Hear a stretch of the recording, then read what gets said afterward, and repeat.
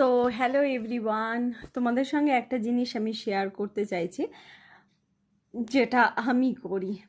এত heavy makeup একটা তোমাদেরকে দেখালাম, সেই মেকআপটা করার পর মেকআপটাকে রিমুভও তো করাটা দেখানো উচিত আমার।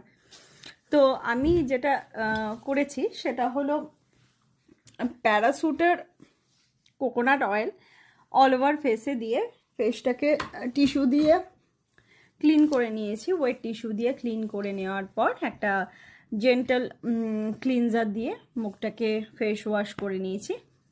দেন একটা খুব ভালো, তোমাদের কাছে যা ময়শ্চারাইজার আছে খুব ভালো একটা থিক, যেহেতু এখন উইন্টার টাইম, থিক ময়শ্চারাইজার ব্যবহার করবে। তো এতে স্কিনটা যতটা ড্যামেজ হওয়া ছিল, মানে মেকআপ করলে একটু হলেও ড্যামেজ হয়, আমি এটা মানি। তো যতটা ড্যামেজ হওয়ার দরকার ছিল তার থেকে অনেক কম ড্যামেজ হবে। স্কিন প্রিপেয়ার মেকআপের পর স্কিনটাকে একটা হেলদি স্কিন করার জন্য খুব দরকার। পরবর্তীকালে তুমি যে কোনো মেকআপ করবে অলরেডি তোমার মুখের সঙ্গে সেট হয়ে যাবে। আর যেটা হেয়ার করেছিলাম, হেয়ারে যেহেতু কার্লিং করেছিল, ক্লিম্পিং করেছিল, যাই হোক তোমরা দেখেছো অলরেডি ভিডিওটাতে।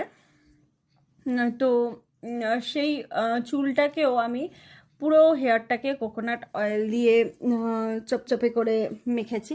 আর একটা জিনিস দিয়েছি কোকোনাট অয়েলের সঙ্গে, সেটা হলো ডাবরের ক্যাস্টর অয়েল। ক্যাস্টর অয়েলটা দিয়েছি এই কারণেই যাতে চুলটা আমার না ওঠে। আর এটাকে দিয়ে 1 আওয়ার মতো তোমাকে সেট করতে দিতে হবে। তারপরে তুমি হেয়ার কম করতেও পারো, নাও করতে পারো, নেক্সট মর্নিং হেয়ার ওয়াশ করে নিতে পারো। তো আমি এইভাবেই আমার স্কিনটাকে প্রিপেয়ার করলাম আর হেয়ারটাকেও এইভাবেই প্রিপেয়ার করলাম।